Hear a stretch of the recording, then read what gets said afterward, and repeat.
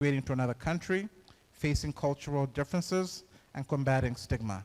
In her off time, she enjoys spending time with family, friends, and traveling. Please welcome Dr. Shabnam Balali. Thank you, Jamba. Thank you, everyone. I'm glad to be here on a Saturday afternoon. Hope everybody's keeping cool. I'm going to start off, I'm going to be going around the room, and I'm going to put everybody on the spot, so forgive me for that. But I wanted to start off and ask folks, what is your definition of mental health? When you think about mental health, what comes to mind? Don't be shy. Just speak up. This is going to be a collaboration with everybody. Please. It's a what? Easy calculations. What do you mean by that? Okay. All right. Easy calculations. Easy calculations. 1 + 1 is 2. Okay. Yeah. So that could be simple like that, yeah? Yeah. Okay, yeah. And you, please? Me first. I think Please. it's emotional status Yes, or emotional state. that's right, yeah. And well, I used to think mental health was just crazy people. yeah, But then I looked at myself. yeah, yeah,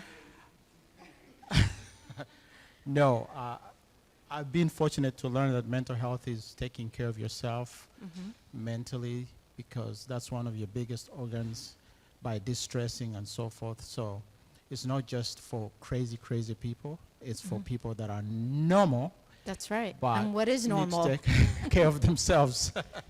Yeah, very well. Yes, so, you know, for whatever argument's sake, it's your feelings, your thoughts, the way you approach the world. That's your mental health state. And when we say mental illness, is when you've got those feelings, thoughts, and behaviors that impact living your best life.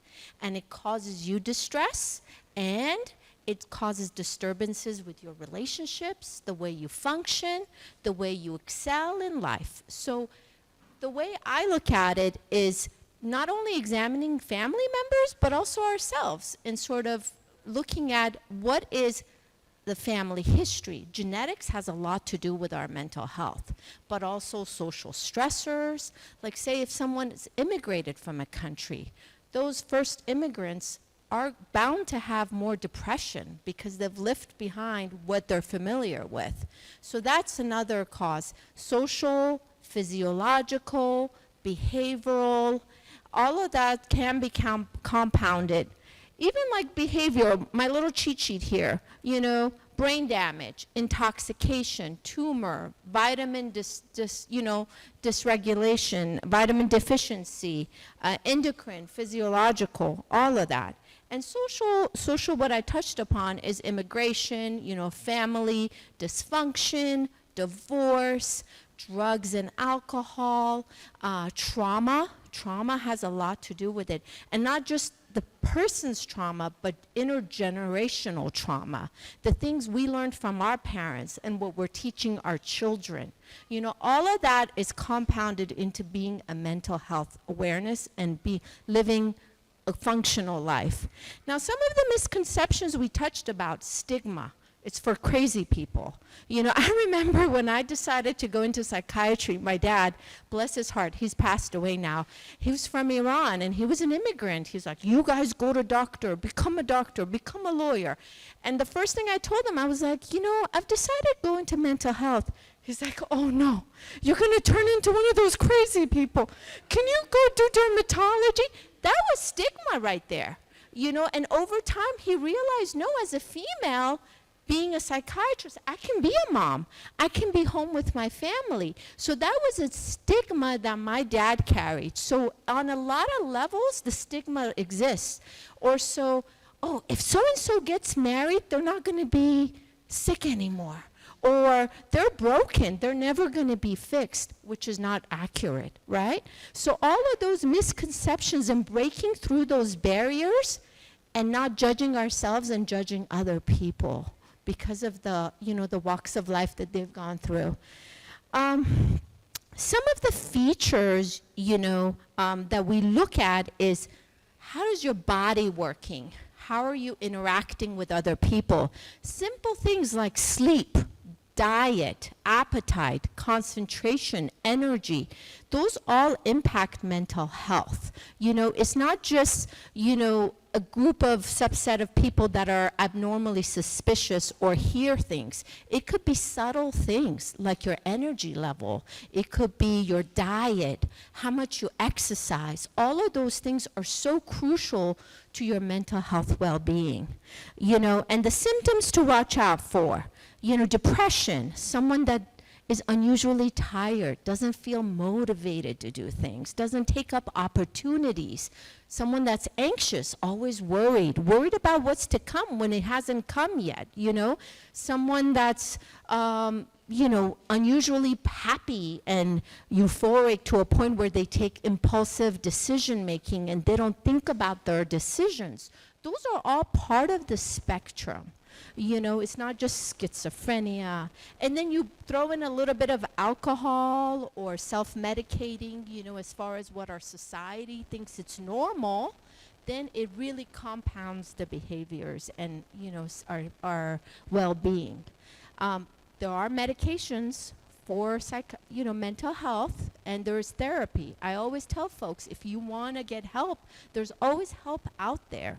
It doesn't have to be in a form of a doctor or therapist. There's books out there. There's podcasts out there. There's so much information out there. It's just it's incumbent upon yourself to educate yourself. And who better than yourself to be in the driver's seat, you know? That's right. So medicine, therapy, all the resources out there. And then it takes a team. It's a village, you know? I work with a lot of folks as in a team dynamic to help others, you know, and educate and also sort of break through the stigma. Does anybody have any story they care to share? Go ahead.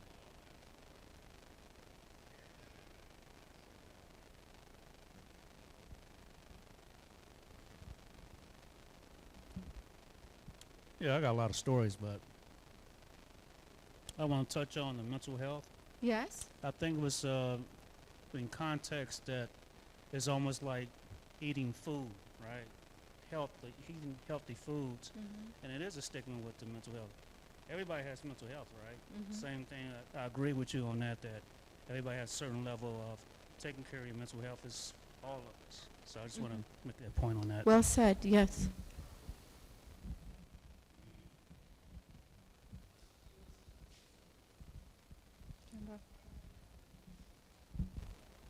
I feel like in a lot of families, it's looked down upon, like to go to therapy or to open up a self-help book, or because that's admitting that there's something wrong with you. That's I feel right. like a lot of the time nobody wants to do that, you know, and it takes them to come to a certain point of like maybe not just not living a happy life anymore, where they finally realize that, you know, maybe I do need some help.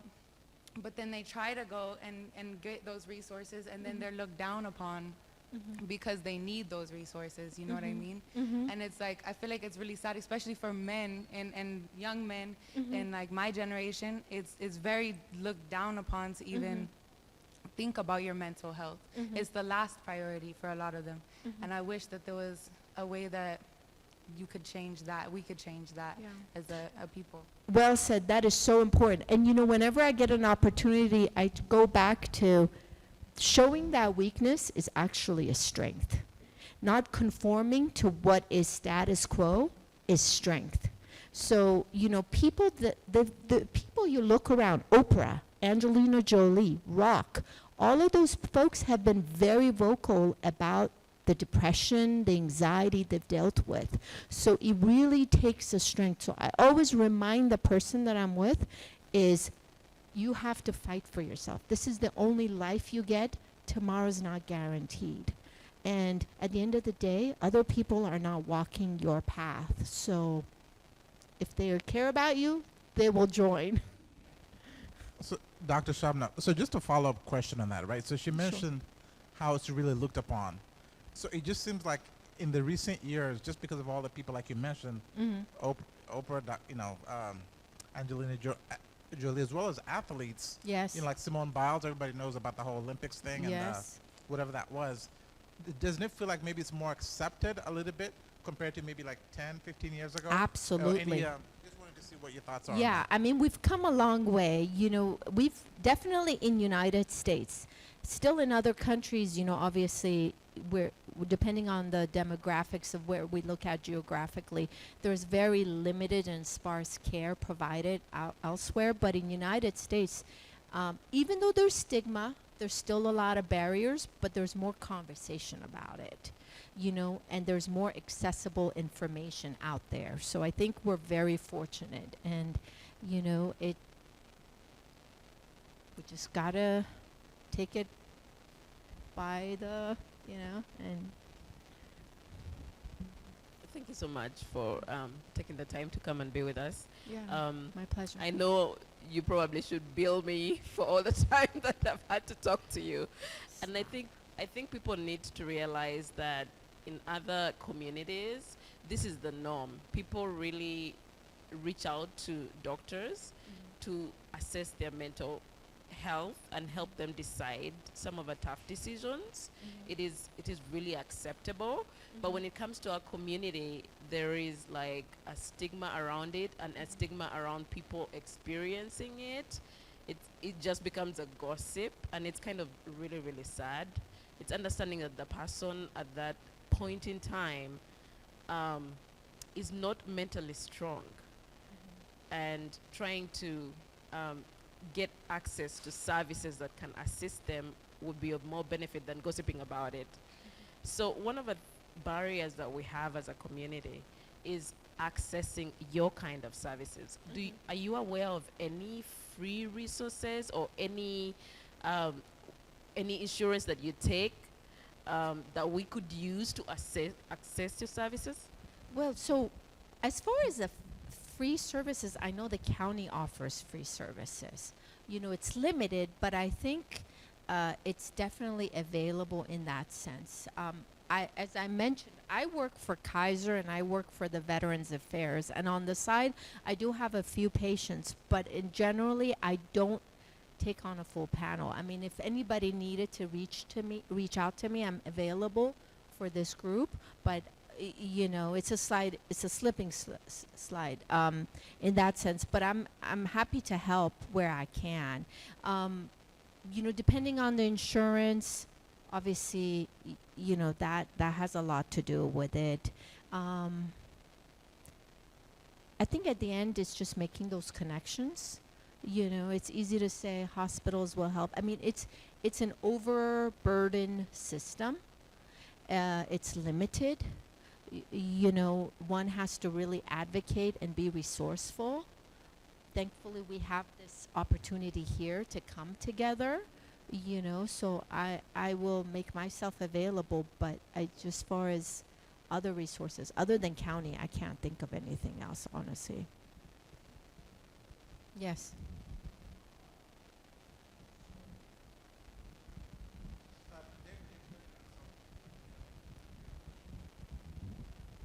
So I just turned 55 years old this year.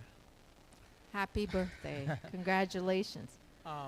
But if I went to a doctor for a physical, Yes. they would not assess my mental health. My question to you Unless you speak up. right. My question to you is, Mm.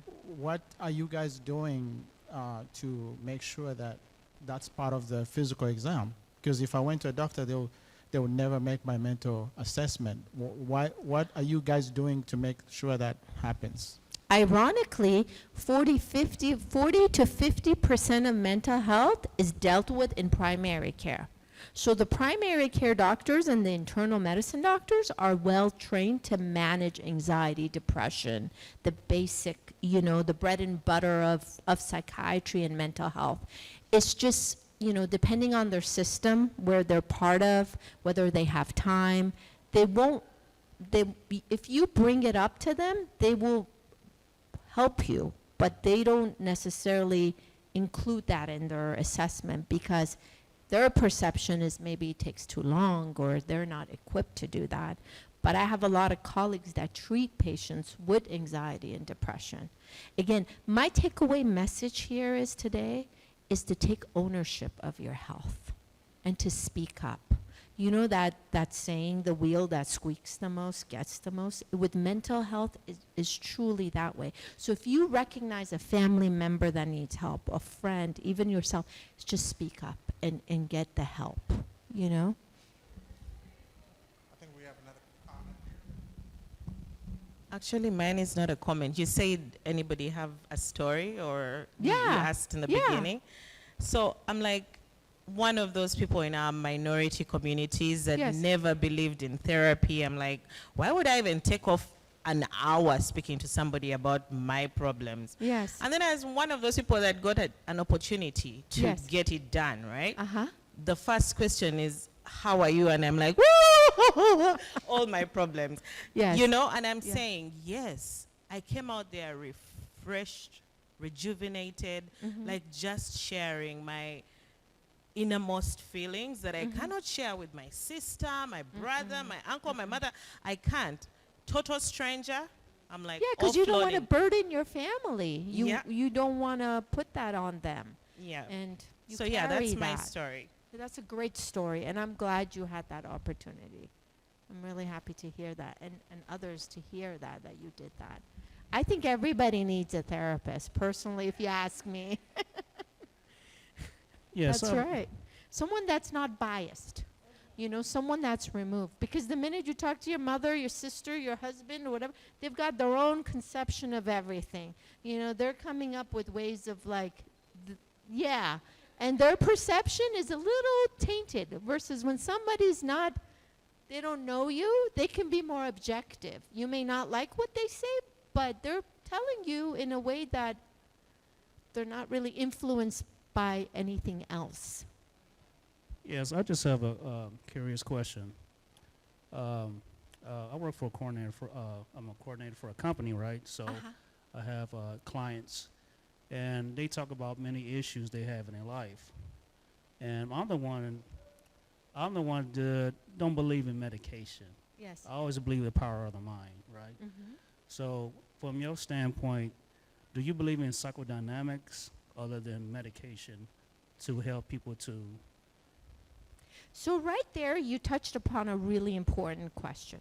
The power of belief and your own sense of whether what you do, if you have faith and hope in it. If you don't believe medicine's going to work, that's probably not going to work for you. We say the placebo effect. For some people, it's a game changer. They don't want to sit in therapy. They just want a quick fix. Their approach is give me a medicine. And sometimes it helps them, sometimes it doesn't. Some people, they need to talk to someone. You know, so it really depends on what you think is important. At the end of the day, I do believe in medication. I don't think one medication is going to fit for everybody. Everybody has a different brain, you know, in terms of like different medications. But I do think medications are not the end and be all. You do really need to, medications, all they do is just take the edge off where you can be aware and learn. Does that make sense? Yeah. Actually, I thank you very much for talking about this, because it's one of the things that does hamper us as individuals. Now, in school, you're told to look for triggers. Triggers, that's Yeah, right. Yes. triggers. But then, what if I do not know my triggers? Do you have any other instrument actually I could use other than looking for diversions about it? Because normally we say, go maybe look for another hobby, maybe music, or go for swimming. That's I could consider it as a diversion, but not the treatment. You're talking about coping skills, right? Probably, yeah. And then what triggers you, right? Yeah. So but triggers are I'm looking things. for instruments I could use to measure if the service is not available. Yes. So there's a lot of apps nowadays. You know, as far as apps to, you mean as far as help you with coping, right? Yes, there's several apps out there that are actually phenomenal. Calm app is one of them that I'm aware of that I've personally used that I could vouch for. You know, at Calm, C-A-L-M, Calm app. You know, if you do a YouTube search, you can come up with so many ways. Breathing exercises, mindful exercises. And again, with coping skills, your coping skills and your coping skills may be different. You see, as long as they're not maladaptive coping skills. If you keep eating because you're coping, that's not good. But if you go for a walk or you breathe, that's a good coping skill. So you just gotta build those tools in your toolbox, so to speak. You see what I mean? They what?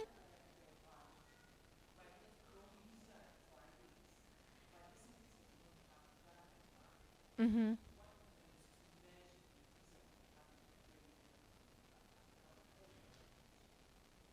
If it helps your emotion. I mean, you're the best subject. So if you do something that makes you feel good, that is a good indicator. Obviously not drugs, don't do drugs, or things that are healthy.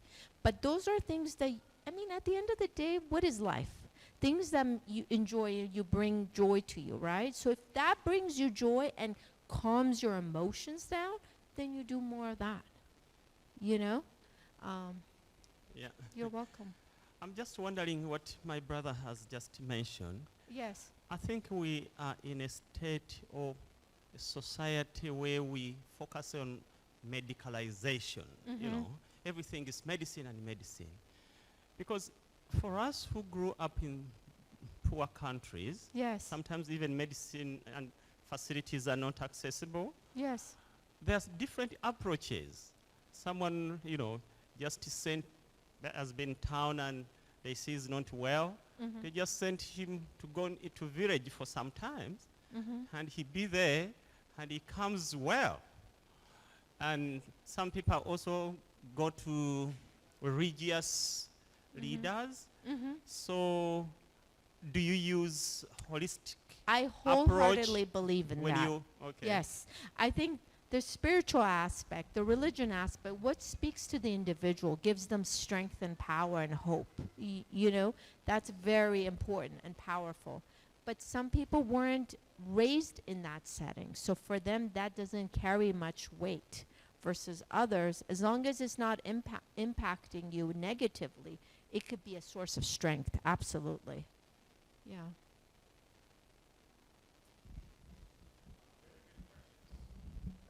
I have one question. Yes. I'm like, if your family member or someone is struggling with mental health, Yes. our fear is, at what point will you bring in the cops? Bringing the cops. The security, Okay. right? Because it's like, I don't want to call the cops on you because I know you're going to be institutionalized and something's going to be documented, and I don't know what the... For state of California, and actually most of the states, if you're a danger to yourself, you're a danger to someone else, or grave disability, meaning you're not taking care of yourself, you're not eating, you're not showering, you're falling apart from that aspect, you're worthy of institutionalizations. That's where you call the police, because or take them to the hospital, because then they meet criteria to get admitted. Otherwise, you could take them, they get assessed, and then they can hang out for a little bit, and then they get sent home because, I'm sorry, you don't meet criteria. So there are very strict criteria as far as what constitutes getting someone hospitalized in California. I mean, anywhere else, but different systems. Like cops in California can put a 5150 on an individual and get them sent to the hospital. In, say, other states, there has to be a third party that comes and assesses the person. But yeah, if you come across that individual, I would definitely get them help. Yeah. Any other questions? Yes, please. I was just wondering, because I grew up in a real country family, and where mental health was kind of get over it, put your big girl boots on and handle it, you know. And so, whenever I've tried to encourage family members to get therapy, because I'm like, it really helps, they give me this whole I'm not crazy, You know, that's always the first reaction. Circles "I'm not back to the crazy. stigma. I'm not nuts. Yeah. And I'm just Yeah. like, okay, you don't have to be crazy or nuts. And so it's like, how do you approach, or what would you advise as an approach to tell You know, people? people will do what in that they're stigma? when they're ready. One of the things that we like we were trained to do is meet the person where they're at. We can be in a different place versus someone else. So you always have to meet the person where they're at. If they're not ready, they're not ready. You pushing them is just going to either resentful or backfire or whatever. So if that individual's not ready, you've made your peace, you've said what you needed to say. You be the living example.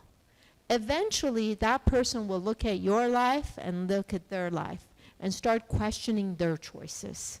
So I always say lead by example, because people ultimately do what they, even when they ask for advice, ultimately people end up doing what they want to do, not what other people tell them to do. So, yes.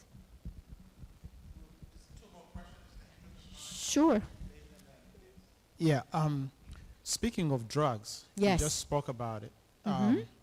My question really is, people like that are alcoholic or on substance abuse. As a doctor, what do you think in terms of medication versus willpower? And what I'm trying to say here is that do actually these drugs work? Because Yes. and do because I've seen people, they take the drugs, they relapse. So and what are the causes of them not working? So, you know, running a program for 10 years on substance abuse, I've seen a lot, and I've seen a lot of young folks just throwing their lives away for substance, so it's very dear to my heart. Alcohol, opiates, and smoking, we have medications for it. Everything else, as far as substances, the medicine's not advanced enough. So if you have someone that's addicted to cocaine or meth, there's no medication out there for it. So that's where the limitation of the world of medicine right now is. For alcohol, opiates, and smoking, yes, there's medication, if the person's willing to take it. And if they're willing to take it, they will succeed 100%. The number one indicator for substance abuse treatment is that person's motivation, internal motivation. Parents can be forcing them. The wife can threaten to divorce them. The kids, everything. It ultimately comes down to the individual. There's been a number of studies that have shown repeatedly the individual. There's that term that says rock bottom, because then as much as it's been thrown around, it truly is when that person has the change of heart as far as I need to get help. Now, the other caveat to that is if they're using substances, is there an underlying mental health that's not being treated? Are they trying to self-medicate with their anxiety, their depression, their grief, their trauma? You know, all of that has to be simultaneously addressed. Otherwise, that substance is just a vehicle for them to numb themselves and to just tune things out. So those two both have to be addressed in order for one to succeed, you know? Great questions. We'll just take our last question just in the interest of time. Yes, I just really thought about it. Yeah. You are right. You have to prescribe medication. I just thought about it because I have some in my family schizophrenia. Yes. Right. Yes. So you might be able to sit down psychologically talk to her, but she has a chemical imbalance. So Yes. sometimes you do have medication because people might have mental illness. Yes. Chemical imbalance. Yes, But, exactly. And just like a diabetic, Correct. someone that's hypertension, why is there stigma about brain health versus heart health and lung health? It's all the same. That's correct. But yes. My last question, in a nutshell, I know you can't do it in one session. How does somebody deal with childhood trauma? Like it's still with me to this day. Yes. Those childhood trauma. I know you can't do it like right now. Yes. In a nutshell, what advice can you give to me to deal with childhood trauma? Leave it where it was. How do I do that? It's easier said than done. But you know, so many people just spend their adulthood trying to heal their childhood trauma. And you can't undo the past. The past is in the past. And just leaving that, learning from it as far as, and if you have your own children, not repeating that and breaking that cycle is crucial. It's crucial. And that's what I was talking about, intergenerational trauma. Because oftentimes, culturally, religion-wise, we think we're doing the right thing, but all we're doing is just perpetuating that trauma. You know, so just breaking that cycle is the biggest gift you can give yourself and the future generations to come, you know? So. Wow. How about a round of applause for Dr. Shatnam?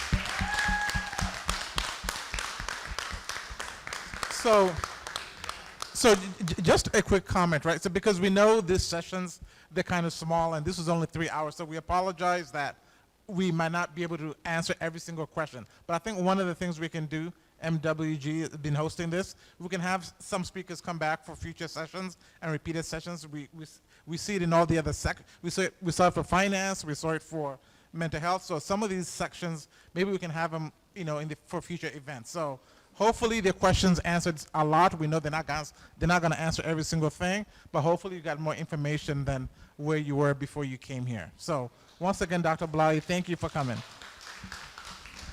All right, so our next program is actually from National Initiative. We are going to introduce